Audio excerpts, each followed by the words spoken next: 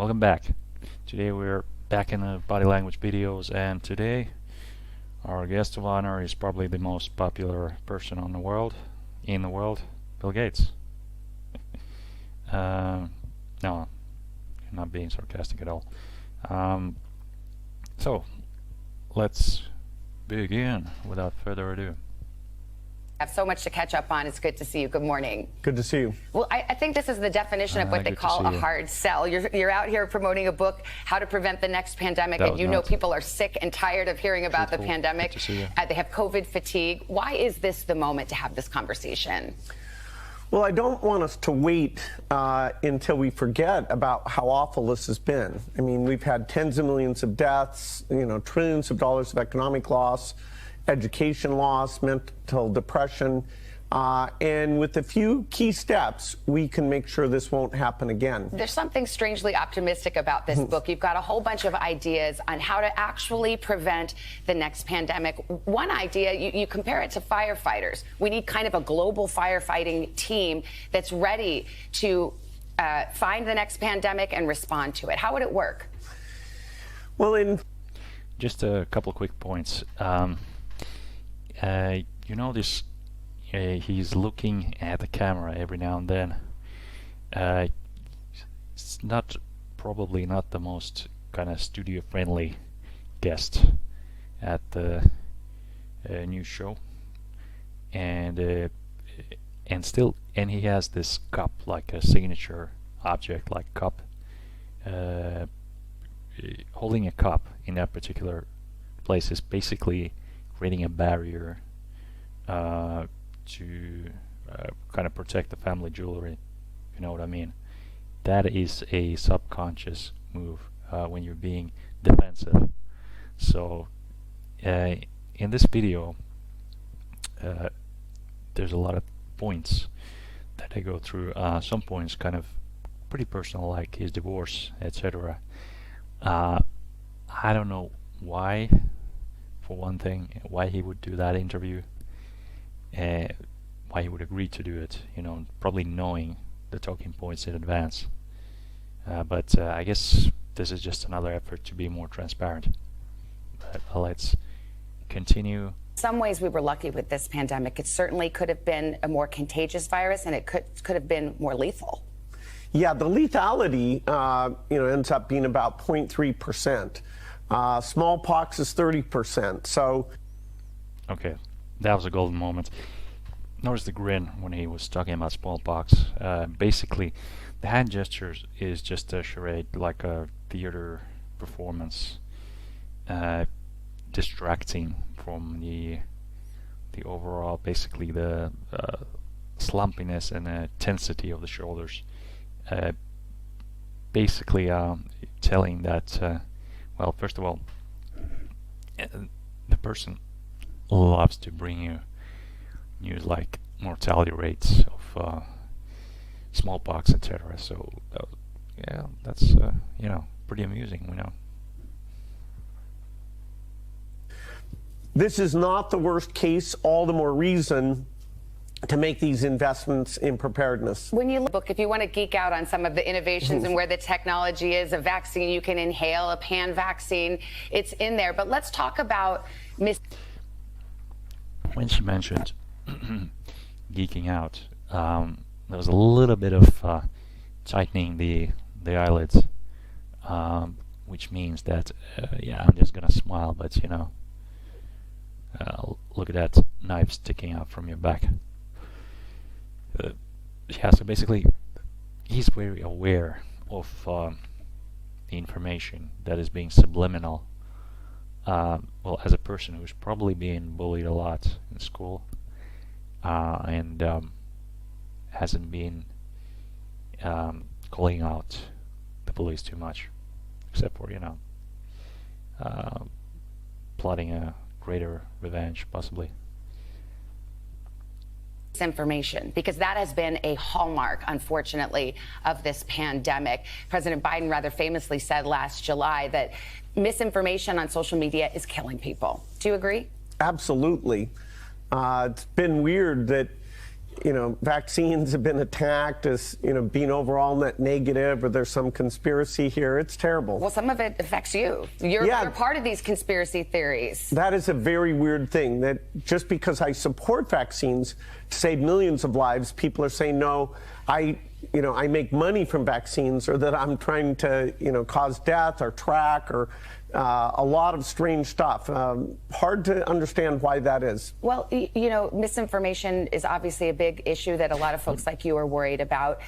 Elon Musk just vaccines, or that I'm trying to. It's a very weird thing, that just because I support vaccines to save millions of lives, people are saying, no, I make money from vaccines, or that I'm trying to, cause death or track, or that was a lot of strange stuff. Hard to understand. That right there was a very truthful statement, where he said, I make money from the vaccines, because it's true.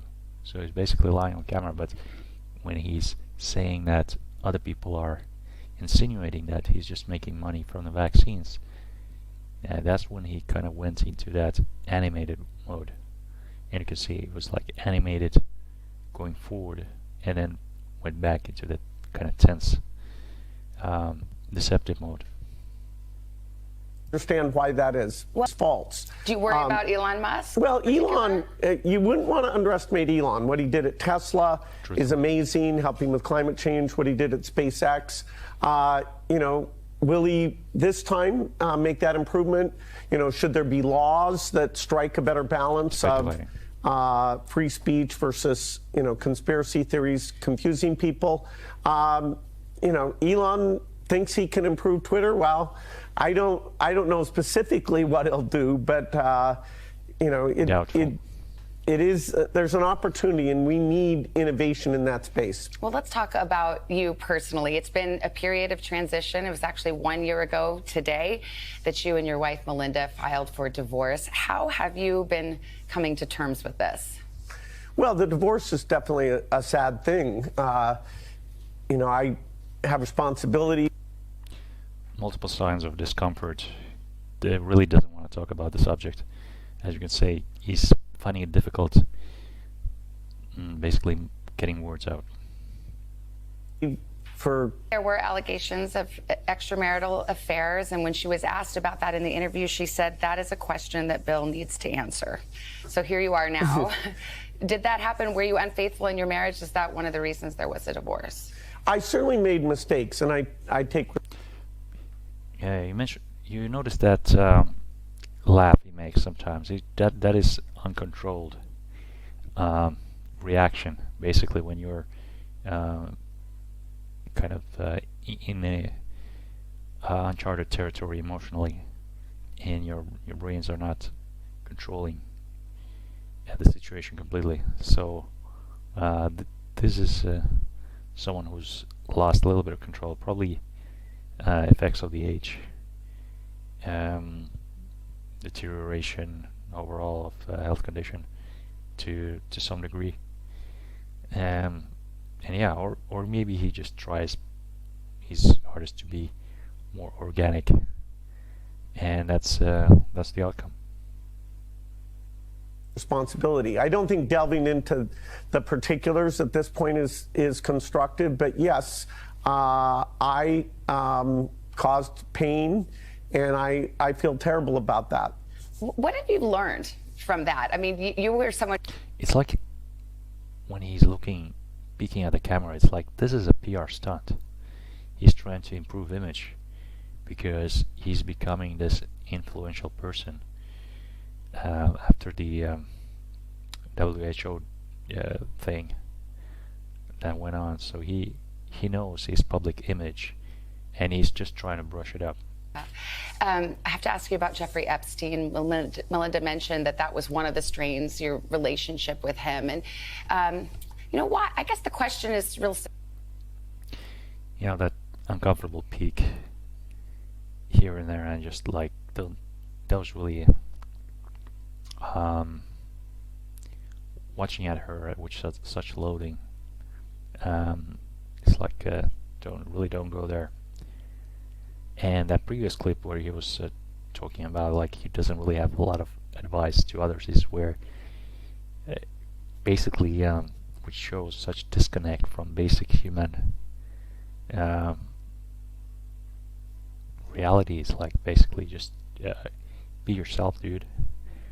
Or it's as if that was a bit like the Mark Zuckerberg moment at the Senate hearings. There's something not really human about those guys. And you never saw anything where you thought, this doesn't feel right. Linda kind of had a visceral reaction the first time she met him. Deception. No, he was a bad person, and Not sincerely.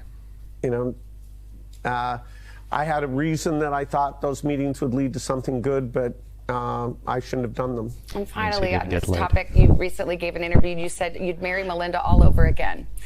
She says you guys are friendly, not necessarily friends, but friendly. How do you see the relationship moving forward? Well, one of the things we built together is the Gates Foundation, and we love that work.